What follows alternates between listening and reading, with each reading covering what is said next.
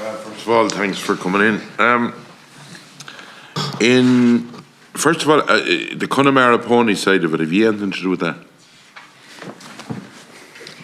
So under the contract that we deliver National Breeding Services, they would be able to avail of the number of schemes and, say for argument's sake, they're involved in the microsatellite to snip And transition. do you do governance over them and look at what's going on? And there seems to be a lot of attempts for EGMs, and we had a lot of difficulty under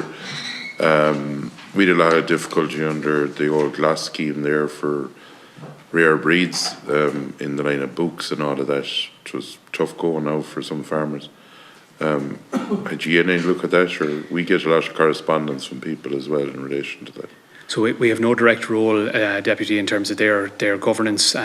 We've in the order of about 26 affiliates, but we've about another 8 or 10 organisations that are let's say associated with the organisation. Do you give them money or anything? The society directly, not directly, other than that they are participating in the SNP transition project around movement from microsatellite to SNP testing and passports. They would have had a seat on the previous breeding advisory council, so we do have a relationship with them. We are separately, I suppose it's only a piece of work that we've started to think about in the last number of weeks. We've had a discussion with the Department of Agriculture around putting some type of governance expert available, to make that available to the breed societies to assist them with the challenges. So that's a piece of work that we are actively involved in at the moment. But again, we've done it with the sporting organisations, and I referenced it in the opening statement, where the sporting affiliates that are affiliated to the organisation, Mr. Senan Turnbull has been available in a workshop type capacity to help them on their governance journey. But the breeding affiliates, if you like, of which the Connemara Society would be one, haven't had the same benefit. So we are looking at addressing that imbalance, and we'll be doing that before Christmas. In your new system of, say, the DNA or the new books, the registering, why isn't there, why jump from one thing to another? That you wouldn't run two things in parallel. That you see, you're under pressure at getting the gear out or getting the stuff out to people. Why don't you look at ways? It's either full duck or no dinner. Sure as God, there was a system trialled that we could do it in a certain length of time, and if that was failing, that you'd have a backup system that would try and basically for a year or for 2 years, that would smooth it off and make sure that there was no delays. And then when you had it perfected, then you'd work away. Why has that not been done? There was a policy decision externally to Horseport Ireland as to how the DNA analysis. Who took that decision? The department. The Department of Agriculture. Correct. So when they were getting the information, did you flag that there would be delays? There was engagements with the stud books. No, I asked a question. Did you flag there would be delays? Yes. You did. To the Department of Agriculture, and they insisted on keeping going? Yes. Okay, that's perfect. That's interesting. And in relation to, at the moment, is there still, unfortunately, I'm not an expert on horses, but anytime I come in between a lot of there's litigation going on and committees resigning and one looking at the other, is all that over? What's the story in all this litigation? Is that parked to one side?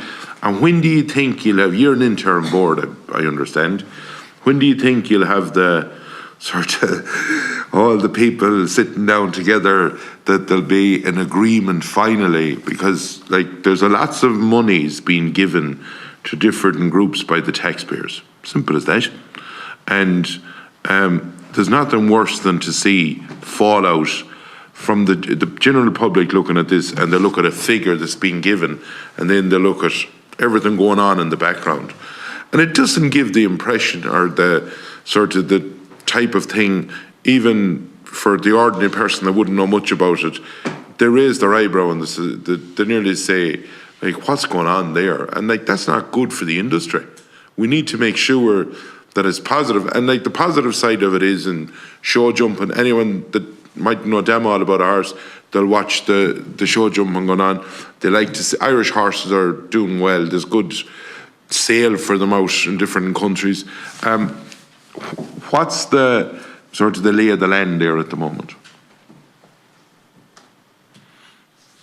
The issues you refer to in regard to litigation, etc., they were legacy issues, largely legacy issues, and we believe they're now largely finished.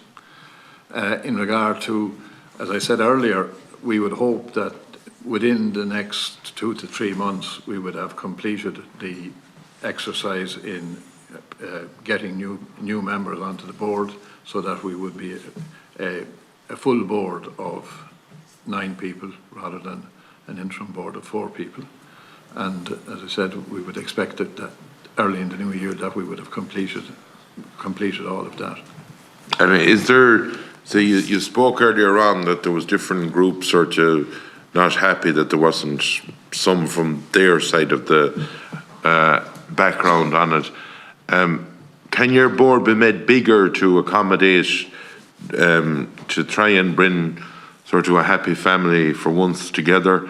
And the last thing I'm going to say, Chair, I think we should be we should be looking at talking to the department if they have been flagged about the delay, and that the department actually persisted with it. I think we should be looking at that as a commission.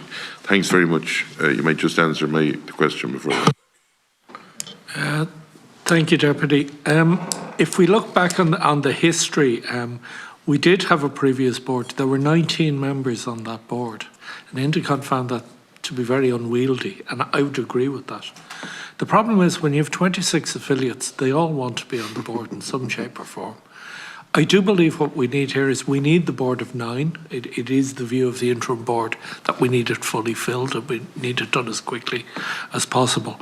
But I think what we need here is a level of compromise, that the 4 who come on for the industry will represent the entire industry and not just their own particular interests with regard to that.